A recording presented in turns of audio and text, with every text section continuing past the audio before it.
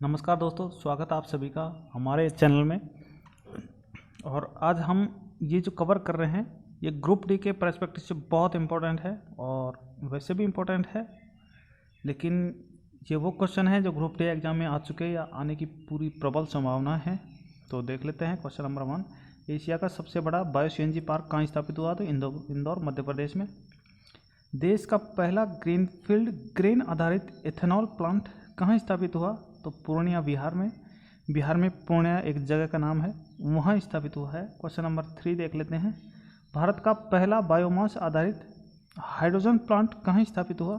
तो ये हुआ खंडवा मध्य प्रदेश में। और मणिपुर के बारे में काफ़ी चीज़ें बताऊंगा मैं इसमें आपको, क्योंकि एग्जाम में आ रही हैं। तो संगई नाम का हिरण पाया जाता है मणिपुर में, और ये मणिपुर का राजकीय पशु है। और ये पाया कहाँ जाता है? एक केवल लामजाओ राष्ट्रीय उद्यान है मणिपुर में, उसमें पाया जाता है। तो ये देख लीजिए क्वेश्चन नंबर 6, केवल लामजाओ नेशनल पार्क कहाँ स्थित है? मणिपुर में। और मीराबाई चानू और मैरी कॉम का संबंध किस राज्य से है? मणिपुर राज्य से है। और लोकटक झील कहाँ स्थित है? मणिपुर में। तुजू दर्रा कहाँ स्थित है? मणिपुर में। और काला चावल का जीआई टैग किसको मिला है? मणिपुर को। और थांगटा मार्शल आर्ट्स कहाँ का है? मणिपुर का। तो ये मणिपुर के बारे में बहुत इंपॉर्टेंट बातें थी, आपको याद रखनी थी, आपको याद होनी चाहिए। क्वेश्चन नंबर 11 देखते हैं। बुझा हुआ चूना का फॉर्मूला है CaOH का होल्टवेज कैल्शियम हाइड्रोक्साइड। और बिना बुझा हुआ चूना है कैल्शियम ऑक्साइड। जब इसमें पानी डाल दिया जाता है H2 तो मिलता है कैल्शियम OH का होल्टवेज प्लस CO2 गैस निकलती है। और इसी को दूधिया भी बोलते हैं, बुझे हुए चूने को, क्योंकि इसमें से CO2 गैस निकलती है। आगे में और क्वेश्चन आ रहा है, इसको समझाऊंगा कि इसको दूधिया क्यों कहते हैं। बुझा हुआ चूना में CO2 गैस प्रवाहित करने पर इसका रंग हो जाता है दूधिया। ये देखिए। पिंक प्रोटेक्शन प्रोजेक्ट किस राज्य का है? तो केरल का है। और KF1 प्रोजेक्ट किस राज्य का है? तो ये भी केरल का है। KF1 का फुल फॉर्म है केरल फाइबर ऑप्टिक नेटवर्क, और ये पहला राज्य है जिसका खुद का अपना फाइबर ऑप्टिक नेटवर्क है, और वो है केरल। सबसे बड़ा नदी द्वीप कहाँ स्थित है? क्वेश्चन नंबर 17 देख रहे हैं हम। सबसे बड़ा नदी द्वीप है ब्रह्मपुत्र नदी पर, और सबसे छोटा नदी द्वीप किस नदी पर स्थित है? ब्रह्मपुत्र नदी पर। और बड़े का नाम है मजुली। ब्रह्मपुत्र नदी को तिब्बत में क्या कहते हैं? सांगपो। नेशनल वाटरवे 2 किस नदी पर है? तो ये है ब्रह्मपुत्र नदी पर। और कहाँ से कहाँ तक है? असम राज्य में है, सदिया से धुबरी के बीच में ब्रह्मपुत्र नदी। और सदिया से धुबरी के बीच में जो ब्रह्मपुत्र नदी है, इसी पर है बोगीबील ब्रिज, जो रेल और रोड दोनों का ब्रिज है, बोगीबील ब्रिज। और वाटरवे 2 है, तो वाटरवे 1, नेशनल वाटरवे 1 की बात कर लेते हैं। ये कहाँ किस नदी पर स्थित है? गंगा नदी पर। और कहाँ से कहाँ तक है? ये तो इलाहाबाद पड़ता है यूपी में, और जिसका वर्तमान नाम क्या है? प्रयागराज। तो ये प्रयागराज से हल्दिया तक है। हल्दिया, हो सकता है आपको इलाहाबाद से हल्दिया नाम याद हो, लेकिन ऑप्शन में प्रयागराज से हल्दिया आ जाए और आप गलत आंसर न कर दें। क्वेश्चन नंबर 20 देख लेते हैं। भारत के प्रमुख यानी मुख्य वैज्ञानिक सलाहकार कौन है? अजय कुमार सूद है। किसके स्थान पर अपॉइंट हुए हैं? तो के विजय राघवन के स्थान पर ये अपॉइंट हुए हैं भारत के प्रमुख वैज्ञानिक सलाहकार। भारत के मुख्य आर्थिक सलाहकार कौन है? तो अनंत नागेश्वरन भारत के मुख्य आर्थिक सलाहकार हैं। के सुब्रमण्यम के स्थान पर ये अपॉइंट हुए हैं। अब बात कर लेते हैं मायोपिया की। मायोपिया क्या है? निकट दृष्टि दोष। और निकट दृष्टि दोष है मायोपिया, तो इसमें निकट की वस्तुएं तो दिखती हैं, लेकिन दूर की वस्तुएं नहीं दिखती। हमारी ये आँख का लेंस है, ये उत्तल प्रकार का होता है, तो दूर की वस्तुएं नहीं दिखती मायोपिया में। मायोपिया की बात कर रहे हैं अभी हम। तो दूर की वस्तुओं का प्रतिबिंब यदि निकट बन जाए, तो निकट की तो वस्तु दिखती है लेंस को, तो यानी दूर का भी दिख जाएगा उसको। तो दूर की वस्तुओं का निकट प्रतिबिंब बनाने के लिए एक लेंस इस्तेमाल होता है, इस लेंस का नाम है अवतल लेंस, कॉनकेव लेंस या फिर अवतल लेंस। अब ये दूर की वस्तुएं से जो प्रकाशिक किरण आएगी इनको विभिन्न दिशाओं में ये फैला देगा और पीछे बढ़ाने पर ये एक आभासी प्रतिबिंब बनाएगी, और आभासी प्रतिबिंब हमेशा सीधा होता है। और नज़दीक बनाएगी तो नज़दीक की इसको दिखती है निकट दृष्टिदोष में। तो कौन से लेंस का इस्तेमाल हुआ आप बताएंगे? अवतल लेंस का। और हाइपरमेट्रोपिया इसको दूरदृष्टि दोष बोलते हैं। इसी तरह इसमें उत्तल लेंस का इस्तेमाल होता है। चैनल को सब्सक्राइब जरूर कर लीजिएगा, और पीडीएफ आपको टेलीग्राम पर मिल जाएगी, और जिसका लिंक डिस्क्रिप्शन में आपको मिल जाएगा। फलों को पकाने के लिए किस गैस का उपयोग होता है? तो ये एथिलीन गैस है। फलों को पकाया जाता है जिससे। और एथिली एसिटिलीन एक हार्मोन होता है, पेड़ों में स्वयं जनरेट होता है, उससे भी फलों को पकाया जाता है। खाद्य परिरक्षण में किसका उपयोग होता है? तो सोडियम बेंजोएट का होता है। पादप वृद्धि हार्मोन कौन सा है? एफसीसी सॉरी, ये पादप हार्मोन है, वृद्धि हार्मोन नहीं है, पादप हार्मोन।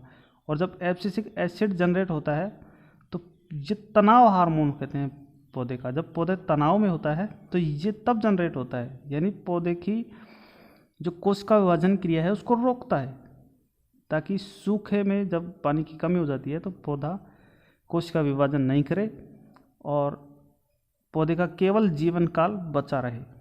इसलिए एब्सिसिक एसिड पादप हार्मोन तो है लेकिन वृद्धि हार्मोन नहीं है, तनाव हार्मोन है पादप का, तनाव हार्मोन। जब तनाव की अवस्था में ये पौधे का साथ देता है। जाइलम फ्लोएम स्थायी ऊतक है, और जाइलम फ्लोएम जटिल स्थायी ऊतक है। और कौन कौन से प्रकार के पादपों में नहीं रहता है जाइलम और फ्लोएम? तो ये थैलोफाइटा में नहीं रहता, एक तो थैलोफाइटा प्रकार के पौधों में नहीं रहता, और ब्रायोफाइटा में भी ये नहीं रहता। बाकी टेरिडोफाइटा और ट्रैकियोफाइटा, इन दोनों प्रकार के पौधों में ये पाया जाता है, जाइलम और फ्लोएम। और जाइलम जल ले जाता है, फ्लोएम फूड ले जाता है। यानी जाइलम जल को जड़ों से और पत्तियों तक पहुंचाता है, और फ्लोएम पत्तियों से भोजन लेता है, और बाकी पेड़ में ऊपर और नीचे जड़ों तक, ये दोनों दिशाओं में कार्य करता है। फ्लोएम भोजन पहुंचाता है। कार्बन का अपर रूप है ग्रेफाइट, और ग्रेफाइट कार्बन का सुचालक अपर रूप है, यानी इसमें विद्युत धारा बहती है।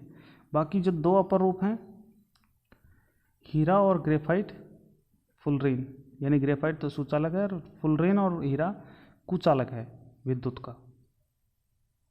और ये तीनों ही कार्बन के अपर रूप है, हीरा, ग्रेफाइट और फुलरेन। 2024 का ओलंपिक कहाँ होगा? पेरिस में होगा। 2020 का कहाँ हुआ था? टोक्यो में हुआ था। और इससे पहले हुआ था ब्राज़ील के रियो डी जेनेरियो। क्वेश्चन में भी है, पीडीएफ में क्वेश्चन में है, ये सब चीज़ें आपको पीडीएफ में मिल जाएगी। फीफा वर्ल्ड कप 2022 कहाँ होगा? तो कतर के दोहा में होगा। और इससे अगला वाला होगा अमेरिका, मेक्सिको, कनाडा। मैं बताऊंगा आगे, आपको क्वेश्चन है इसका भी। T20 वर्ल्ड कप 2021 कहाँ हुआ? यूएई में। और जीता किसने इसको? ऑस्ट्रेलिया ने। 22वां राष्ट्रमंडल खेल 2022 कहाँ हुआ? तो बर्मिंघम, इंग्लैंड में हुआ था 22वां राष्ट्रमंडल खेल। और 21वां राष्ट्रमंडल यानी 21वां कॉमनवेल्थ खेल कहाँ हुआ? गोल्ड कोस्ट, ऑस्ट्रेलिया में हुआ था। और 23वां भी ऑस्ट्रेलिया में ही होगा। ठीक है, 23वां राष्ट्रमंडल खेल ऑस्ट्रेलिया में ही होगा। ओलंपिक 2016 कहाँ हुआ था? रियो डी जेनेरियो, ब्राज़ील में। ओलंपिक 2020 कहाँ हुआ? टोक्यो, जापान में। भारत ने कितने मेडल जीते? 7। 1 स्वर्ण, 2 रजत और 4 कांस्य। कितने हो गए? Total 7 medal. और ये ग्रीष्म ओलंपिक होते हैं, जो रियल ओलंपिक होते हैं वही है। एक होते हैं विंटर ओलंपिक, वो अलग होते हैं। ओलंपिक 2024 कहाँ होगा? पेरिस, फ्रांस में। और 2028 का होगा लॉस एंजलिस, अमेरिका। और ये हर 4 साल के अंतराल पर होते हैं ओलंपिक खेल। ये भी इम्पोर्टेंट है, आपसे पूछ सकता है, कुछ भी पूछ सकता है। COP26 कहाँ हुआ? तो ग्लासगो, स्कॉटलैंड में। COP27 का होगा मिस्र में, और मिस्र कहाँ पड़ता है? अफ्रीका में।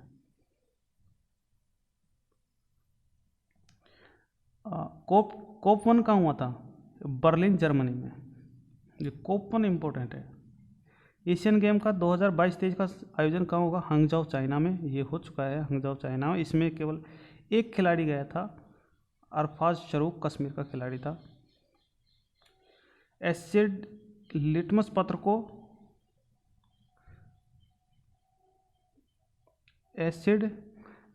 को लाल कर देता है। एसिड को क्या बोलते हैं? अम्ल। हिंदी में क्या बोलेंगे? एसिड को अम्ल बोलेंगे, अम्ल। और अम्ल के लास्ट अक्षर होता है लाल, यानी अम्ल कर देता है लिटमस पत्र को लाल, और तो क्षार क्या करेगा? नीला करेगा। और स्वयं लिटमस पत्र का रंग कौन सा होता है? तो बैंगनी, बैंगनी रंग का होता है लिटमस पत्र। तो अम्ल उसको लाल कर देगा, क्षार उसको नीला कर देगा। ये हो गया। पर्यावरण संरक्षण अधिनियम। हाँ, अब ये देखिए आप, ये 4-5 क्वेश्चन है, इनको देखना है। पर्यावरण संरक्षण अधिनियम 1986 में लागू हुआ, और वन संरक्षण अधिनियम 1980 में।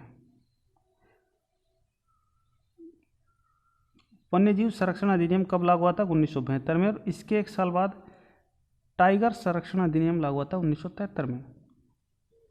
ये वन्यजीव से रिलेटेड है 1972 वाला, और ये वनों से रिलेटेड है 1980 वाला। 1986 में पर्यावरण संरक्षण अधिनियम लागू हुआ था। ये सब बातें आपको ध्यान रखनी है। जल संरक्षण अधिनियम 1974 में लागू हुआ था। और एलिफेंट प्रोजेक्ट कब का है? तो 1992 का है। और डॉल्फिन प्रोजेक्ट 5 अक्टूबर 2009 का है। और डॉल्फिन को राष्ट्रीय जलीय जीव घोषित कर दिया गया है। कर्नाटक के वर्तमान मुख्यमंत्री कौन है? बासवराज बोम्मई। और राज्यपाल कौन है कर्नाटक के? थावरचंद गहलोत। पंजाब के सीएम कौन है? भगवंत मान। 117 विधानसभा सीटें हैं। और मणिपुर के सीएम हैं वीरेंद्र सिंह, एन वीरेंद्र सिंह। 60 विधानसभा सीटें हैं। उत्तराखंड के मुख्यमंत्री कौन है? पुष्कर धामी। और 70 विधानसभा सीटें हैं। गोवा के मुख्यमंत्री प्रमोद सावंत हैं। 40 विधानसभा सीटें हैं। उत्तर प्रदेश के सीएम योगी आदित्यनाथ हैं, और विधानसभा सीटें हैं 403, जो सर्वाधिक है भारत में। महाराष्ट्र के सीएम कौन है? एकनाथ शिंदे।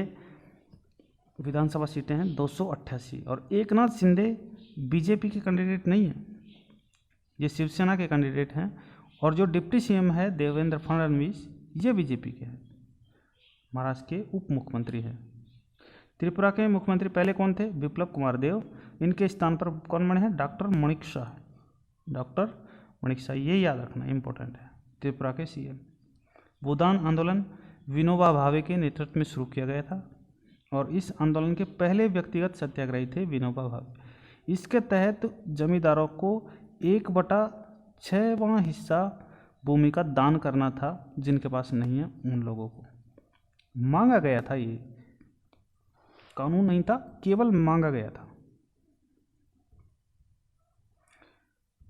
खेल के क्षेत्र में पद्म भूषण 2022 किसको मिला है? देवेंद्र झाझड़िया को। इनका संबंध है राजस्थान से। और पद्म विभूषण 2022 में किन लोगों को मिला है? 4 लोगों को। और पद्म भूषण 2022 में कितने लोगों को मिला? 17। और पद्मश्री मिला 107 को। ये याद रखना है, 4, 17 और 107। ये पद्म विभूषण है, ये पद्म भूषण है 17, और 107 है पद्मश्री। अब ग्रैंड स्लैम की बात कर लेते हैं। ग्रैंड स्लैम ऑस्ट्रेलियन ओपन 2022 किसको में कौन जीता है? Rafael Nadal. और वुमेन में कौन जीता है? Ashleigh Barty. फ्रेंच ओपन ये किस रेंज में होते हैं? पहले तो ऑस्ट्रेलियन ओपन होता है, फिर फ्रेंच ओपन, फिर विंबलडन होता है, उसके बाद होता है यूएस ओपन। 4 सीक्वेंस में होते हैं ये सब। टेनिस के गेम ग्रैंड स्लैम है ये। फ्रेंच ओपन कौन जीता? मेंस में जीता राफेल नडाल, और वुमेन्स में जीता इगा स्विटेक।